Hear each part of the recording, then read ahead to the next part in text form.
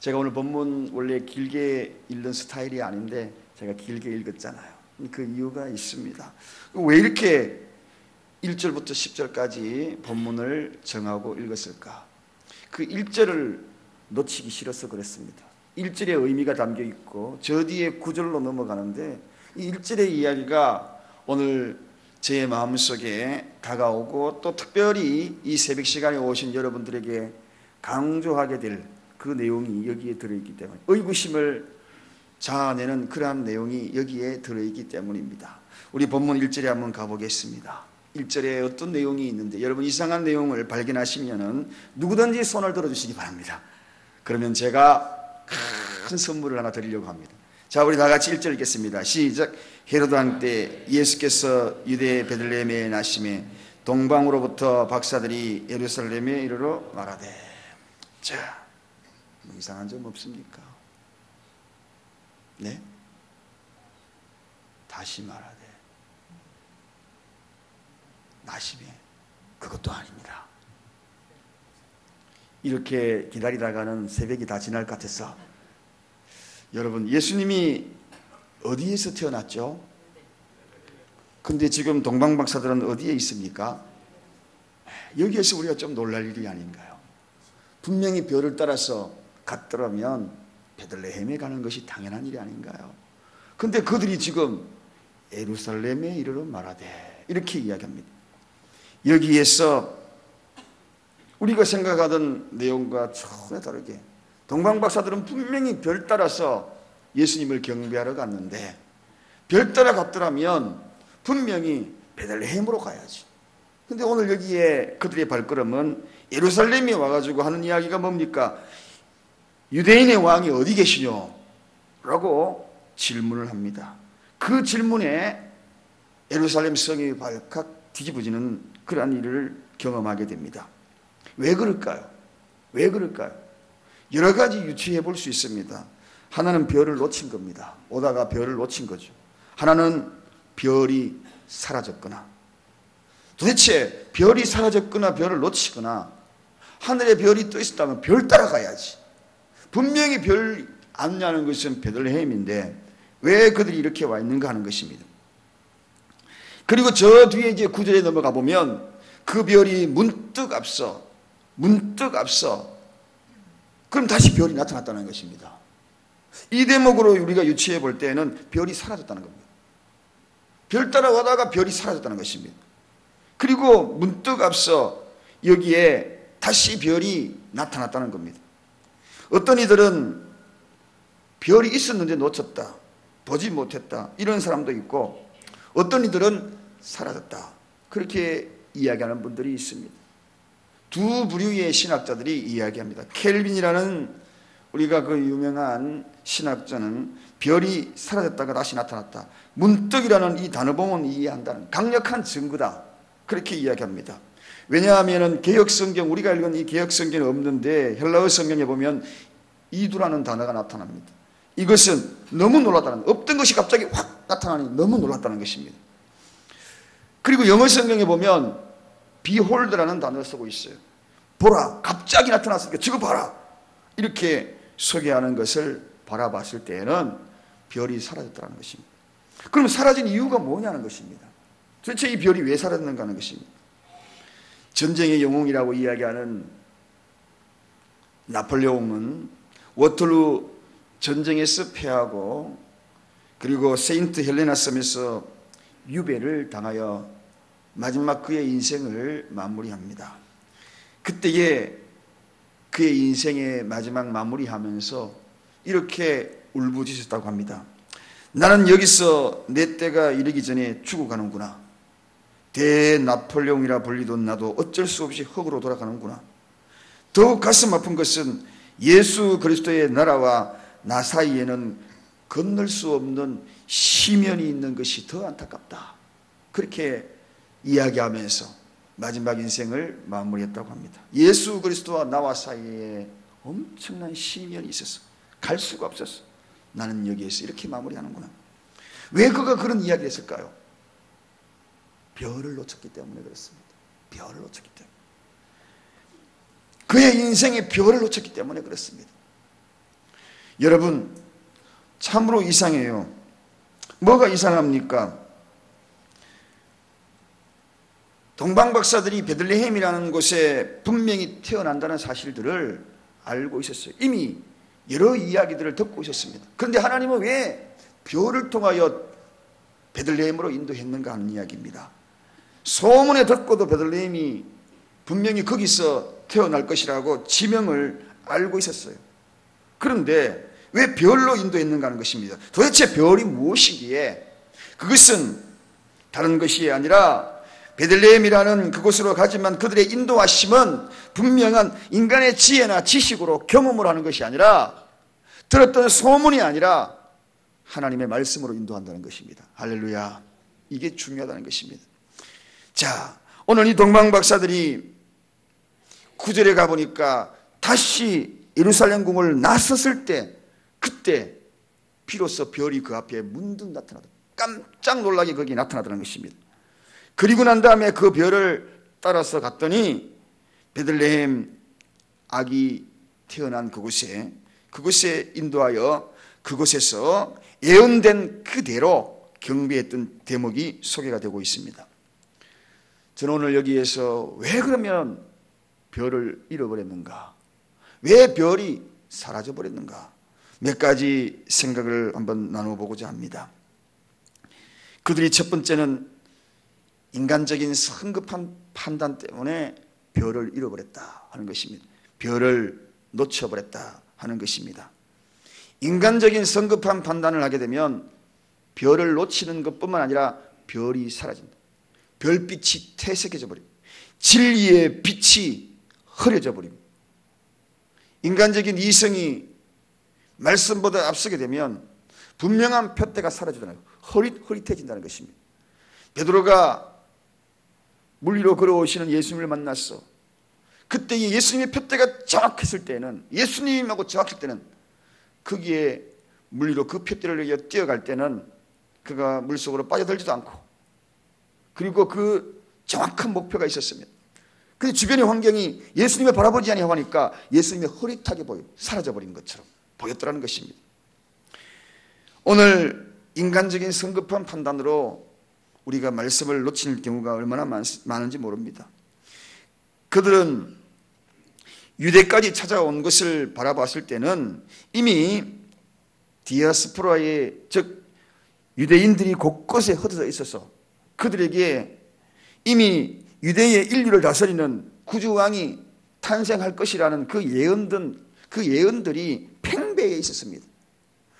또 이사야 선지자를 통하여서 수없이, 또 과거의 선지자를 통하여서 유대 땅의 선지자를 통하여서 태어난다고, 미가 선지자를 통하여서도 태어난다고 이야기를 분명히 들었다는 것입니다. 분명한 지명까지 거론하면서 태어날 것을 구약에 명시가 되어 있습니다. 그런 소문들을 동방박사들이 이미 들었다는 것입니다. 그러면 들었으면 그들이 가야 할 곳이 어디입니까? 그들이 가야 할 곳은 베들레헴으로 가야지요. 근데 가다가 그들이 생각한 겁니다. 왕이 태어난다고? 왕이 태어나면 그 초라한 베들레헴이겠는가? 아닐 것이야. 왕은 주로 어디에 삽니까? 예루살렘에 살 거야. 가다가 생각에 성급한 인간적인 판단이 앞섭니다. 그리고 난 다음에 그들이 옮긴 발걸음은 예루살렘으로 향했다는 것입니다. 그 순간 별이 사라졌다는 것입니다. 여러분, 우리가 인간적인 생각을, 인간적인 판단을 하게 되면 말씀이 사라집니다. 말씀이 사라져요. 별이 사라지듯 말씀이 사라졌던 것입니다. 말씀이 사라지니 당연히 그들은 예루살렘 왕궁에서 예수님이 있어야 될 베들레헴에서 찾는 것이 아니라 왕궁에서 지금 예수님을 찾고 있다는 것입니다. 말씀을 무시하게 되면 별이 사라집니다. 목표가 사라집니다. 우리의 인생에서도 어느 순간부터 말씀이 사라지게 되면 내 인생의 목표가 흐려지기 시작하는 것입니다. 내가 가야 될 방향성을 잃어버린다는 것입니다. 흐릿하게 보이는 것입니다. 어디로 가야 할지, 분명히 그들이 어디로 가야 할지를 알고 있어요. 제가 이야기했죠. 유대 땅 베들레헴에 태어날 것은 수없이 디아스포라를 통하여서 흩어진 유대인들을 통하여 들어온 사실들입니다. 그럼에도 불구하고 그들이 어디로 갈까? 이렇게 생각하고 예루살렘으로 갔다는 것입니다. 성급한 인간의 판단은 진리의 빛을 잃어버리게 만듭니다. 이렇게 해서 그들이 빛을 발견하지 못하고 진리 자체는 고수하고 진리로 인도하시는 그 빛마저도 잃어버리는 그런 결과를 초래했다는 것입니다. 저는 이 대목에서 베드로를 다시 한번 생각합니다. 참 베드로, 왜 예수님이 그토록 베드로를 좋아했을까? 끔찍히 아꼈을까? 그 이유가 무엇인가를 생각해 봤어요. 우리가 베드로 정말 성격도 불같고 그리고 여러 인격적으로도 모난 곳이 참 많았던, 약점과 결점이 많았던 이 베드로를 예수님이 그토록 사랑했던 그 이유가 무엇인가 생각을 해보니 처음 만남부터 그래요. 만남부터 이 베드로의 모습을 보고 그 모습을 발견한 것 같아요. 예수님이 깊은 곳에 그물을 던져라 그럴 때에 어떻게 했습니까? 베드로의 생각과 그리고 지식과 경험, 동방박사의 생각과는 완전히 판이하게 다른 것을 보게 되죠. 그 말을 듣자마자 베드로가 뭐라고 합니까? 내가 말씀에 의지하여 그물을 내리겠다. 그렇게 하는 분명하게 그가 선포하지 않습니까? 야, 그렇구나. 베드로는 오직 말씀, 별을 바라봤다는 것입니다. 우리 하나님이 우리의 인간을 인도할 때는 그냥 인도하는 것이 아니라 내 삶을 인도할 때도 그냥 인도하는 것이 아닙니다. 아브라함을 인도할 때도 아브라함을 어떻게 인도했습니까? 갈 바를 알지 못했다 그랬습니다. 그런데 하루하루 말씀으로 이끌어서 가나안으로 인도하거든요. 저와 여러분의 인생의 삶에 있어서도 틀림없는 사실 한 가지가 분명히 있습니다. 성도들에게는 분명한 사실 한 가지가 있습니다. 우리를 인도하는 것이 무엇이냐? 내 경험으로 인도하는 것이 아니라, 내 지식으로 인도하는 것이 아니라, 내 사고와 철학으로 인도하는 것이 아니라 말씀으로 인도하는 것입니다. 별 인도, 이걸 놓치면 안 된다는 것입니다. 이 별을 따라가야 합니다. 그래서 들어왔던 것들, 생각들, 이것으로 베들레헴으로 가라고 동방박사들에게 이야기한 게 결코 아니었다는 것입니다. 별 따라가라.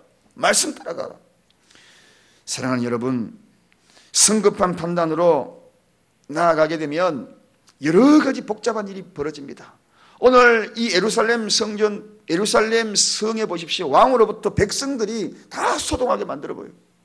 정리가 안 됩니다. 내 인생이 왜 그렇게 소동하는가? 주변 사람까지 왜 이렇게 피곤하게 만드는가? 주변 사람까지 왜 이렇게 소동하는가? 우리 집이 왜 이렇게 소동하는가? 교회가 왜 이렇게 오늘날 소동고 시끄러운 그런 환경이 되었는가? 말씀 별을 놓쳤기 때문에 그렇습니다. 지식으로 의논하고 환경으로 의논하고 가지고 있는 영향력, 경험, 철학, 사고 이런 것들로 의논하고 머리를 맞대다 보면 시끄럽습니다. 소동하는 것입니다. 교회가 시끄러운 교회들은 특징이 있어요. 말씀을 놓쳐버렸습니다. 말씀을 놓쳐버려요. 여러분의 가정에 특징이 있습니다. 시끄러울 때 특징이 있어요. 말씀을 놓쳐버리면 시끄럽습니다. 내 인생도 마찬가지입니다. 그러다 보니 여러 이야기들이 들려와요. 오늘 헤롯이 뭐라고 이야기합니까? 가정스러운 이야기를 하잖아요. 그 가정스러운 이야기가 뭡니까? 진리를 퇴색해야 하고 진리를 왜곡되게 하고 진리를 심지어는 죽이려 하는 계획을 듣게 되더라는 것입니다. 헤롯이 네가 가서 찾거들랑 나에게 알려달라고. 그 왕이 어디 있는지. 정말 경배하기 위해서 그런 건 아니잖아요. 진리를 죽이기 위해서, 목표를 죽이기 위해서. 말씀을 놓쳐버리면 우리의 삶의 방향을 흐리게 만드는 것이 아니라 완전히 파괴하고 깨트려버리는 그런 일들이 벌어진다는 것입니다. 그런데 중요한 것이 여기 있습니다. 그런데 동방박사들이 결국은 별을 회복하고 다시 아기 예수께 경배하는 대목이 나옵니다. 왜 그럴까요? 여기에 우리에게 희망이 있는 것입니다. 소망이 있는 것입니다. 진리를 찾으려면 끝까지 찾으려고 하는 그 마음이 있으면 주님은 그것을 외면하지 않는다. 끝까지 따라 나서려고. 나는 그래도 지금 실수해도 지금 내가 말씀을 잃어버려도 그래도 내가 찾아야지. 내가 찾아야지. 끝까지 내가 예수를 찾아야지. 예수를 찾아야지. 그런 마음을 갖고 그럴 때에 오늘 그 빛을 거두지 아니하신다는 것입니다. 실수해도 낙심 말고 끝까지 진리를 찾아가는 것. 하나님은 결코 별빛을 거두지 않는다. 어떤 방법으로도 다시 회복시켜 주신다는 것입니다. 말씀을 듣게 만든다는 것입니다. 깨닫게 한다는 것이 중요합니다. 오늘 본문 말씀에 보면 9절에 가보면 우리 다 같이 9절을 읽어보겠습니다.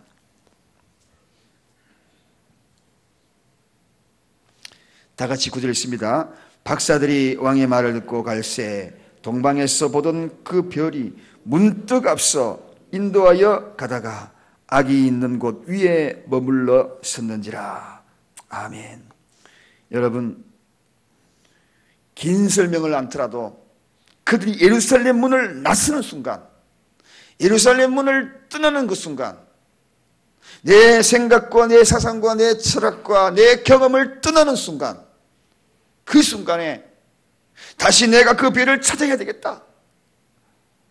나는 끝까지 예수를 만나야 되겠다. 그 생각을 가지고 자기의 생각을 떠나는 그 순간 문득 그 별이 앞서서 갑자기 그 별이 나타났어. 그 별이 그들 앞에 인도하다가, 여러분, 사랑하는 여러분, 사실 지치고 피곤하고 힘들고 하지만 저는 오늘 이 새벽에 오신 여러분들은 다시 별을 찾으려고 오신 분들이 아닌가. 그 별빛을 다시 회복하기 위하여 다시 이곳을 찾아서 하나님 전에 엎드린 여러분들이 아닌가. 그래서 오늘 이 새벽에 특별히 문득 여러분들이 환경이 소동하고 그리고 무엇인가 놓쳐버렸어. 어디로 어떻게 해야 될까 망설이고 있던 여러분들에게 문득 하나님의 메시지가, 하나님의 말씀이 다시 여러분 앞에 나타나서 여러분을 인도하는 계기가 되기를 원합니다. 이 성탄절은 잃어버렸던 내 삶의, 내 인생의 방향이 방황하고 소동하던 것이 예루살렘을 다시 벗어나서 다시 베들레헴으로 옮기는 그런 발걸음이 되기를 원합니다. 다시 베들레헴으로 가는, 다시 그 마음을 가지고 포기하지 아니하고 나는 끝까지 예수 그리스도를 목표로 삼아야 돼. 그리고 나섰을 때 문득 그 별이 앞서서 진리를 찾고자 말 끝까지 찾아야지. 낙심하지 말아야지. 그럴 때에 문득 다시 그 별이 앞서듯 여러분의 인생에 있어서도 하나님의 말씀이 여러분의 생각을 지배하고 그리고 가야 할 방향들을 분명히 여러분을 깨우쳐주는 그런 은혜가 있기를 원합니다. 할렐루야. 사람은요, 많은 말씀을 통하여 여러분의 인생을 결정하는 것이 아닙니다. 별, 여러분의 인생을 결정하는 말씀이 누구에게나 있습니다. 특별한 말씀이 있어요. 그 말씀이 여러분의 방향을 잡아버려요. 많은 사람들이 인생의 변화를 가져온 것은 성경의 내용들을 다 기록하여서 그 기록을 다 암기하고 내용을 다 이해하고 소화시켜서 한 것이 아니, 그분에게 맞는 특별한 하나님의 말씀이 그 인생을 인도하는 것을 너무나 많이 봅니다.